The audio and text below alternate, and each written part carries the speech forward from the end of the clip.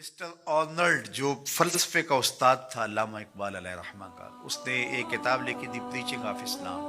تو اس کے اندر اس نے لکھا کہ اسلام پوری دنیا کے اوپر کس طرح پھیل گیا. باقی بھی تو مذاہب تھے لیکن اس تیزی کے ساتھ ایسے نہیں پھیلے جس طرح اسلام پھیلا. تو اس نے کہا کہ من جملہ وجوہات اور ذرائع میں سے ایک ذریعہ اسلام کے پھیلنے کا یہ ہے کہ اسلام میں سے ہر شخص کو یہ حق دیا گیا ہے کہ وہ دین کی تبلیغ کرے اور نیکی کا حکم دے اور برائی سے منع کرے. باقی مذاہب میں ایسا نہیں ہے. میرے حضور نے خطبہ حجۃ الوداع کے موقع پر 1,44,000 صحابہ سے مخاطبت کرتے ہوئے فرمایا فَلْيُبَلِّغِ الشَّاهِدُ الْغَائِبَ، جو موقع پہ موجود نہیں ہیں تم سب کی ذمہ داری ہے ان تک میرا پیغام پہنچا دو.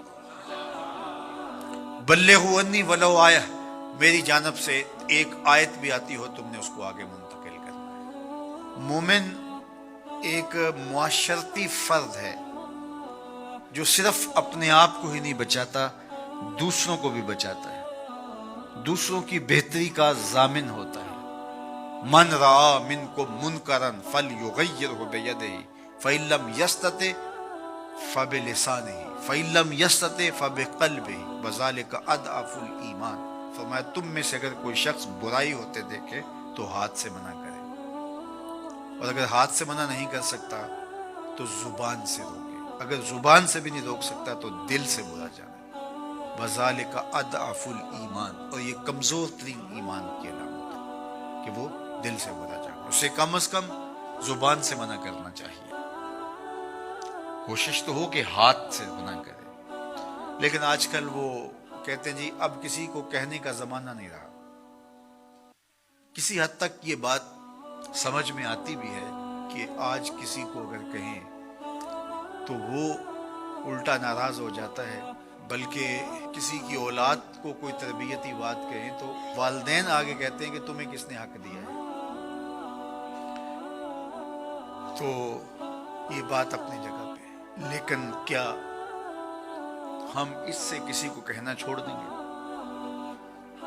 طریقہ کار خوبصورت ایسا رکھیں کہ جو حالات کا متقاضی ہو کہنا نہ چھوڑیں.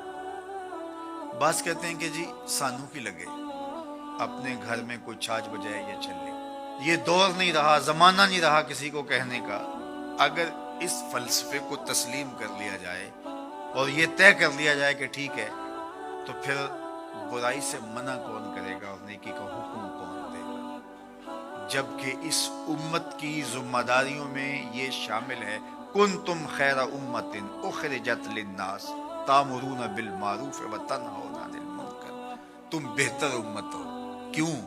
اس لیے کہ تم لوگوں کو نیکی کا حکم دیتے ہو، برائی سے منع کرتے ہو. یہ اس امت کی ڈیوٹی ہے، ذمہ داری ہے اس امت کی. یہ امت سوچنے لگی ہے کہ جی یہ دور نہیں رہا، یہی تو دور ہے. جب شر پھیل گئی ہو، جب برائی فروغ پا رہی ہو، تو اب تو ضرورت اور زیادہ بڑھ گئی ہے. جتنا اندھیرا گہرا ہو جائے اتنے ہی تو چراغوں کی ضرورت ہوتی ہے. اور ہم یہ فلسفہ تراش کے اپنے نفس کو مطمئن کر لیا کہ یہ دور نہیں رہا کسی کو کہنے کا. حضور نے مثال بیان فرمائی کہ کشتی میں سارے لوگ قابض ہو کے اپنی جگہ کو طے کر کے بیٹھ جاتے ہیں اور سفر شروع ہو جاتا ہے، اور ایک شخص اپنے ہی حصے کی جگہ میں سوراخ کرنا شروع کر دیتا ہے، اور باقی اگر اس کا ہاتھ نہیں پکڑتے، اس کو روکتے نہیں ہیں اور کہتے ہیں ٹھیک ہے وہ اپنی جگہ پہ کر رہا ہے، اپنے گھر چھاج بجائے چلنے ہمیں کیا لگے. تو تھوڑی دیر کے بعد کشتی ڈوبے گی تو یہ بھی سلامت نہیں رہ پائیں گے. اور اگر اس کا ہاتھ پکڑ لیتے ہیں تو وہ بھی بچے گا اور یہ بھی ڈوبنے سے محفوظ رہیں گے.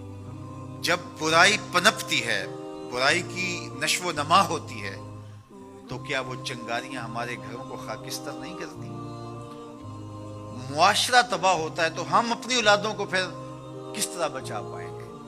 تو مل کے برائی کو روکنا اور نیکی کا حکم دینا یہ مسلم معاشرے کے تمام افراد کی ذمہ داریوں میں شامل ہے.